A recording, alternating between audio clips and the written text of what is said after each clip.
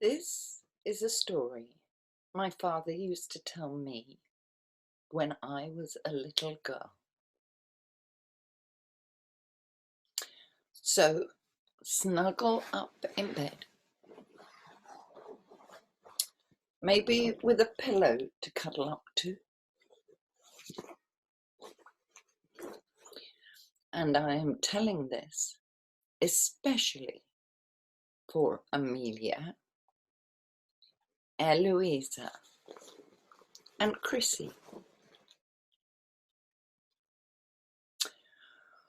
When you're comfortable, just relax and either listen to my voice or watch this recording. And the painting behind me may remind you of snowflakes. So if you're comfortable and you're ready, I will begin.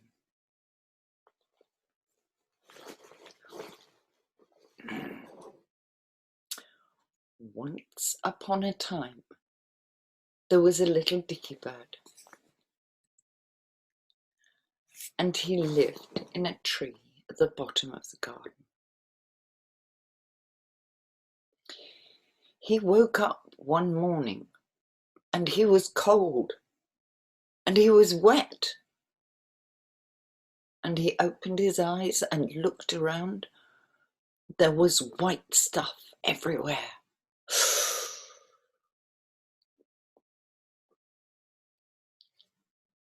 Was he still dreaming? Maybe. He tucked his head back under his wing. Then took it out again, gave himself a shake. And no, he wasn't dreaming. There was white stuff on all the branches, on the ground, all around him, on his nest. It had been on him with very funny stuff. Well, he was hungry, he was thirsty, he was cold, and he was wet. So he decided to fly down to the ground and see if he could find something to eat. He stretched his wings out and shook off the worst of the snow and flew down to the ground. And he put his feet out to land. And as he did so, his feet disappeared. And he jumped up again very quickly. He didn't like that. And he looked down, and there was a hole in this white stuff where his feet had been. Very strange. So he decided to go over to the duck pond and talk to the ducks and find out what they thought of all this white stuff. So he flew to the duck pond, and the ducks were doing something very strange. They were walking on top of the water.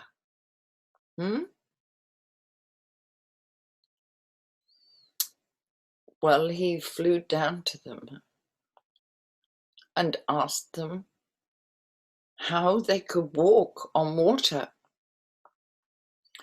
Ah, said the wise ducks, it's frozen. What do you mean it's frozen? Well, there's ice on top of the water because it's been so cold last night. And it means that we can't get at the water. The man of the house will come down later on, and he will break a hole in the ice, and then we can get to the water. Our little Dicky Bird was very puzzled about this. Anyway, he couldn't get a drink there. So he flew and looked for somewhere without this white stuff on it. He couldn't find anywhere. And he couldn't find any water. Not fresh water. And he was cold. And he was wet. And he was hungry. And he was tired. And he was miserable. So he flew back to his nest, tucked his head under his wing, and went fast asleep.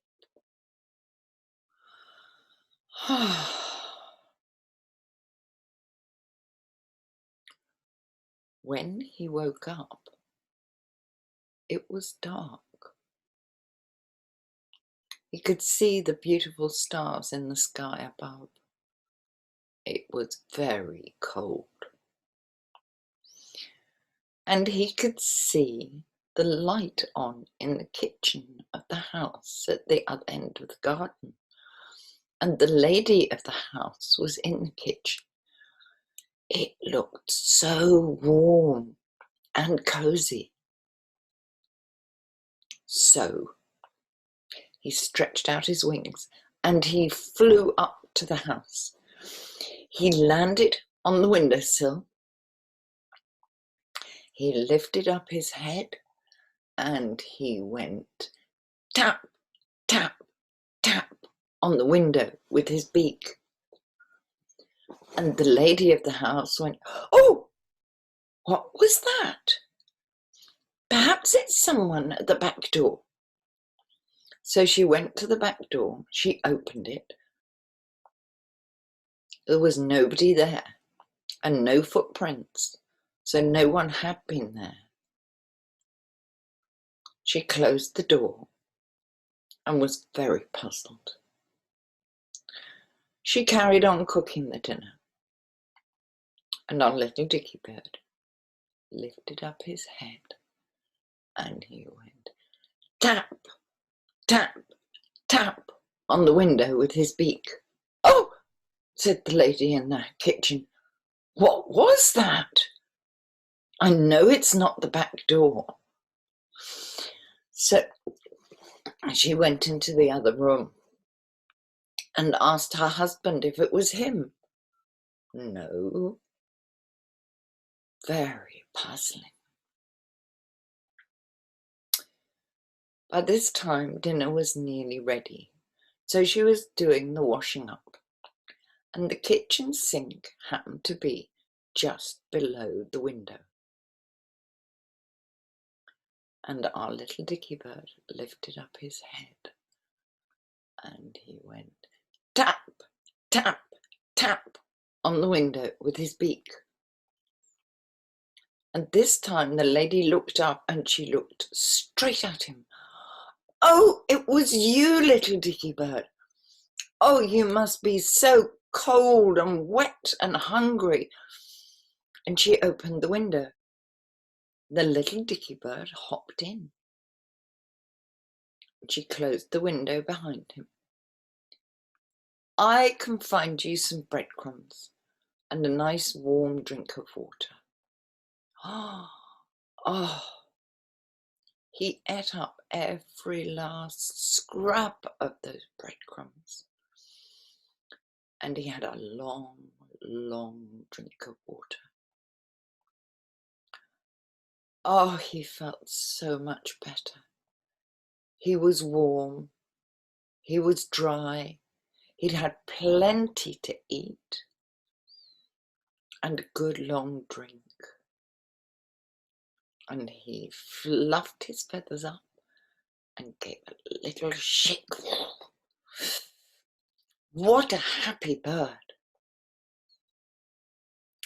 So the lady of the house opened the kitchen window for him, and he hopped out onto the windowsill, and he turned round, and he said, "Thank you, lady." She closed the window behind him, and he flew back to his tree, where he sang a little song before he went to sleep.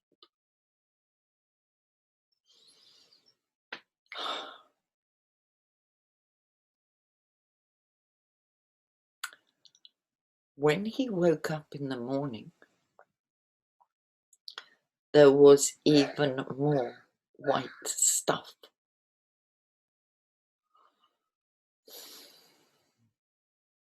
He didn't know what to do. He asked the other birds about it, the older ones, and they told him, oh, it's snow. It comes every winter. We don't like it either. So our little Dicky Bird flew. He flew quite a long way, hoping to find some food somewhere. There was nothing, and the snow was getting deeper. He flew back, and by this time the man of the house had broken the ice on the pond, so he was at least able to get a drink. It was very, very cold. Well, there was nothing else to do but to fly back to his nest, tuck his head under his wing, and go fast asleep.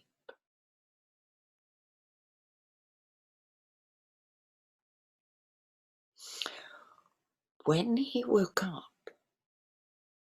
it was dark, and the light was on in the kitchen of the house at the other end of the garden, and the lady of the house was in the kitchen. So he flew up to the kitchen windowsill. He lifted up his head and he went tap, tap, tap on the window with his beak. And the lady of the house knew who it was, and she came straight over and opened the window for him. Hello, little Dicky Bird. I thought you might be back tonight. Little Dicky Bird hopped in and she closed the window behind him. I've saved you some bacon rind from breakfast this morning, as well as some breadcrumbs. And she gave them all to him in a nice bowl and a bowl of water. And our little Dicky Bird ate every last scrap of it. Oh, it was so delicious. And he had a long, long drink of water. By that time, he was dry. He was warm. He was full of food. And he'd had plenty to drink. So he gave himself a little shake. And the lady of the house opened the window. He hopped out onto the windowsill and said, "Thank you, lady." Then, as she closed the window, he flew back to his nest. And he sang a beautiful song before he tucked his head under his wing and went to sleep.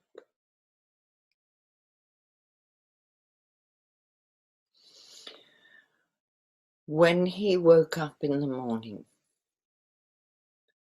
there was even more snow. And there was white stuff, snow, coming down through the trees. Big pieces, just kind of floating down. It looked beautiful, even though he didn't like it. Oh dear, I don't think I'm going to find any food today. Well, he'd slept in longer than usual because he'd been up late the night before. and he could see the ducks at the pond were able to swim on their pond. So he flew down to them, and they told him the man of the house had come and broken the ice so that they could have a drink and a paddle. So he drank some of the water, and at least he wasn't thirsty anymore, but he was cold. Oh, he was so cold. He flew back up to his nest. Thought, there is no point for hunting for food. I won't find any. He tucked his head under his wing, and he fell asleep.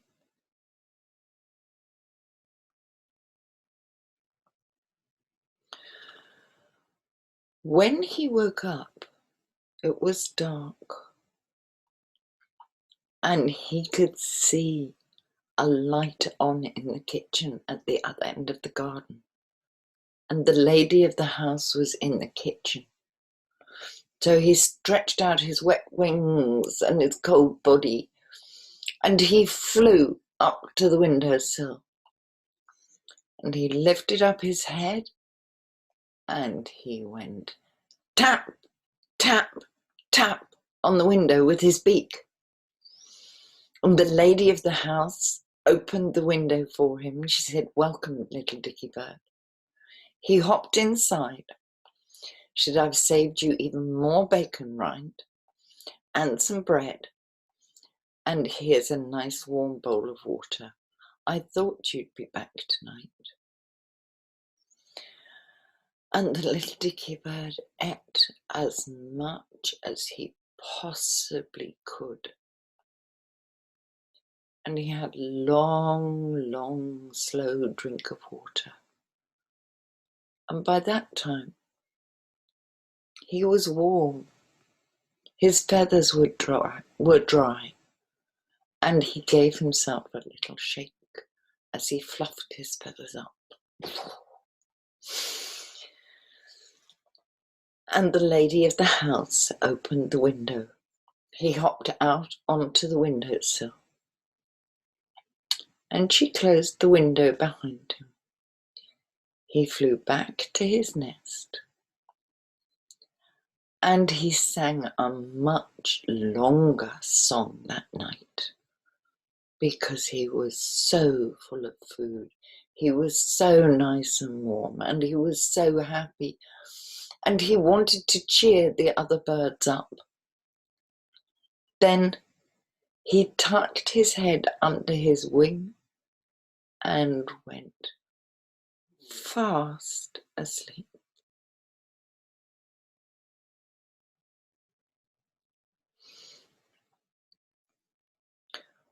When he woke up in the morning, there was even more snow. And there was snow falling, and it was very, very quiet.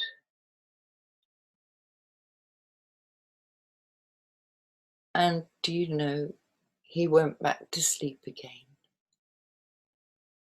And in the evening, he went and knocked on the kitchen window, and the lady of the house let him in. And then when he went back to his nest, he sang an even longer song because he was so happy. It was a long winter that year,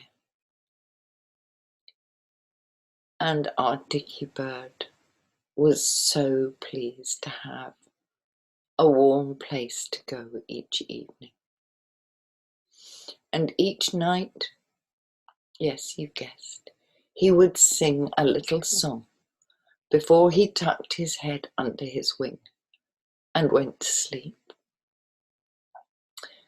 And by the time spring came and the snow and the ice melted, our little Dicky Bird had the most beautiful voice. He could sing louder and longer than any of the other Dicky Birds in the forest. That's the end of the story. Good night. Sleep tight, and God bless.